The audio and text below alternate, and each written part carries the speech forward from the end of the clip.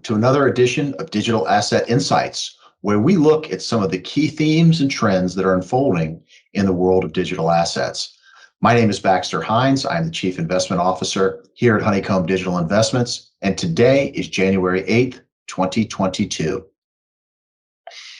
In my book, Digital Finance, Security Tokens, and Unlocking the Real Potential of Blockchain, I described how this technology, the blockchain, was going to be the biggest thing for our society since the internet, and that a digital revolution was unfolding. I believe that blockchain will be the engine for the information economy, and that it's going to have widespread ramifications for our society and for business applications in the future. The number of addressable markets is just enormous. I have often alluded to a study that Deutsche Bank put out, and I also alluded to another similar study in my book about how adoption will unfold over time, where more users will come to the blockchain, and the trajectory of this growth will mimic what we saw with the internet. And I think that will continue to unfold over many, many years. And what will drive that in many ways is that more applications will be built on top of the blockchain. Because of the digital nature of a distributed ledger technology, you can program all kinds of apps on top of it. We're seeing supply chains getting put onto the blockchain. We're seeing digital lending and DeFi types of products, consumer entertainment products. The possibilities are unfolding just like they did in the internet in the 1990s and the early 2000s. And this mass adoption that I've been alluding to will continue to be driven as applications are developed and the ecosystem itself thickens out. Now, there is one problem that we're seeing right now with blockchain, and that is that the current systems that we're using, and I'm alluding to Ethereum here, have not shown that they can scale in the way that need to. If we're going to continue to see more adoption, that means there's going to be more usage. You're going to have more users coming to the blockchain, more people participating, and then I think that the amount that they participate is going to go up. But you're going to need a mechanism to make that happen. Now, in order for that to happen, you've got to have a blockchain or a system of blockchains that can handle that amount of traffic. Just like a growing city needs to expand its airport or its highway system so that there's not too much traffic, the blockchain is coming up with similar types of issues. And that's leading some people to compare the speed of some of these blockchains to some of the existing applications that we're using in the traditional business world. So for example, here we've got a chart that shows the number of transactions that platforms like Bitcoin, Ethereum, and some of the newer generation blockchains can put out compared to something like, say, Visa. Well, just looking at this chart, you would say, why would we use blockchain when something like Visa can already do what we're doing better or in a larger scale? What is the sense in moving over to this new technology if it can't even meet today's needs? And that's a really great question that truly needs to be answered, because if the blockchain is going to be used for decentralized finance and this Web 3.0 tokenization, video games, data management, if it can't handle the traffic, why bother with going to it? And so what that forces people to do is ask the question, where do we go from here? Is this a technology that we can use? I don't think that's the right question. I am confident that blockchain can handle what society needs, but you're going to have to gravitate towards platforms that have the speed that's demanded, the scalability, the security, and be able to provide those services at a cost that is acceptable within our society. Now, Ethereum has had very high transaction fees. And what that means is whenever someone wants to write something in a ledger, they want to send Ethereum or they want to do something on the Ethereum network, you have to pay what's known as a gas fee. And I've got a chart here that shows how those gas fees have unfolded over time. And right now we're seeing, as of January 6th, that an average transaction costs $3.20 to make. That to me is extremely high. It's way higher than what will be needed in the future. I mean, I think in 5 years' time, 1/100th of that price will be way, way higher than what the blockchain will be able to produce. I think you're going to have to see blockchains come down to consummating transactions at a fraction of a cent. And today, Ethereum, though, is doing something like $50 million each day in transaction fees. So clearly people are using the Ethereum network. Well, what would happen if the price of each transaction were to fall precipitously? I think that would drive a lot more demand for these blockchain-based transactions. Now, Ethereum is trying to address this with its ETH 2.0 platform. They're moving from one consensus mechanism to another. I don't want to get too technical on that, but they are making strides. I don't think it's fast enough, but we'll see what the team there at Ethereum comes up with. Because they have not been able to produce these low-cost transactions, there have been these rumors of ETH killers, meaning there's a new blockchain that's out there that is going to usurp Ethereum's dominance for being the smart contract or layer one platform of choice for many of the different applications that are being built on the blockchain. And that's what I want to address now. I want to talk about what platforms I think have a chance to do that.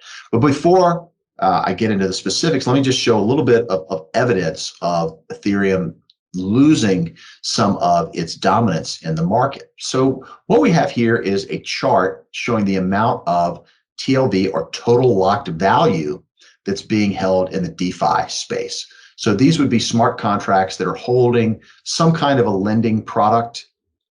You hold the native cryptocurrency on a layer one protocol, i.e. Ethereum or Solana, Avalanche, one of those. And you have seen that Ethereum back about a year ago had almost 100% of the share. It was really the only game in town. Now it's down to 65% or less, actually. You've got these newer blockchains that have come in and are starting to take hold and starting to grow as a percentage of where people are deciding they want to gravitate in the DeFi space. And I think a lot of that has to do with these costs. Why would you want to lend somebody $100 and get a 12% interest rate? You've got to pay $50 or $6 or $9, whatever it is, to make that loan. That's going to take down your return by having to bear the cost of the transaction to get into the transaction, to get out of the transaction. Those fees are just eating away at these high returns. So some of the platforms that have been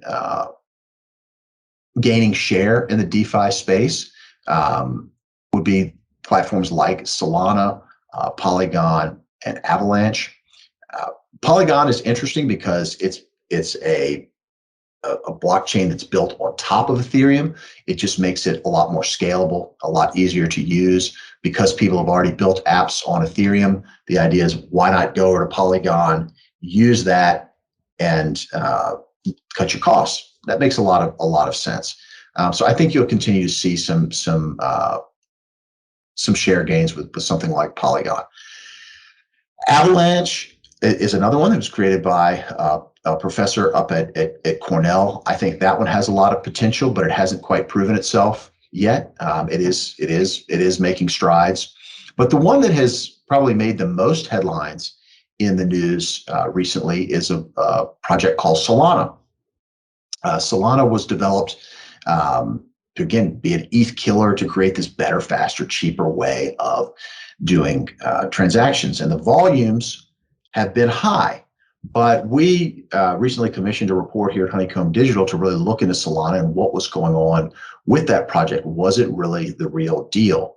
And the basic conclusion of that report that we commissioned was that Solana had a multitude of problems. Now, we knew beforehand that Solana before the report was finalized, that Solana was having some problems, mainly around security.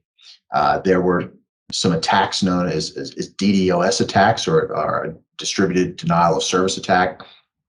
They caused the network to be shut down for several hours. There were some design flaws in the Solana network that allowed people, malicious actors, to really take that network down. It actually was hit at least 3 times and taken down. So while Solana has speed and it has scalability, it doesn't have security. So let me ask you this question. Let's say you had a cheap car that could go hundreds of miles an hour. It looked really good, but you had a very high probability of getting into a wreck in that car. Would you buy it? Probably not. I don't think many people would risk putting their family's lives into a vehicle like that. The same thing could be said for the blockchain. Why would you lock your money up into a platform that doesn't have security? The answer is you wouldn't. So I think that Solana will probably have some additional problems over time. I think there was just too much hype in that project, and that other chains will be gravitated towards as time goes on. One of them is a project called Hedera. Hedera Hashgraph was created by 2 professors from the U.S. Air Force Academy. These professors worked in computer science and cryptography. If you know anything about the Air Force Academy, it's in Colorado Springs, Colorado. And in that location, you also have Cheyenne Mountain, where the U.S.'s nuclear arsenal is commanded from.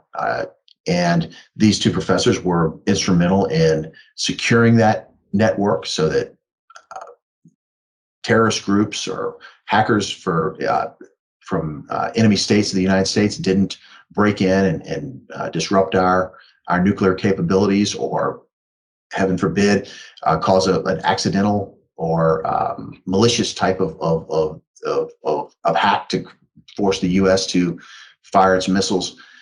These professors have been through all of those kinds of exercises. They know a lot about security. They know about how to communicate in a way so that stuff can't be hacked or maliciously shut down. I really like this project as a contender for mass adoption and enterprise use cases. Hedera can do many more transactions per second than Bitcoin or Ethereum. It can do it at a much lower cost. The speed for confirmation is significantly less, and the environmental impact is almost nil. In fact, the energy that is used to create the transactions is offset by carbon credits. So technically, the network is carbon negative in terms of its environmental footprint. That is something that I think would be highly prized in a global society today, and would receive very little political pushback if it were to be adopted.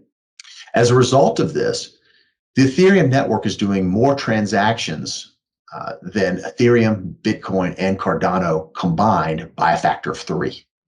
Just to give you a specific use case of something that was employed by Hedera, the NHS, which is the socialized medical system in Great Britain, or the National Health Service, they decided to trace, track, and record everything that was going on with their distribution of COVID vaccines. So every time that a COVID vaccine would be moved from one point to another, every time that COVID vaccines would be given as a dose to a patient, all of that was recorded on the Hedera Hashgraph blockchain.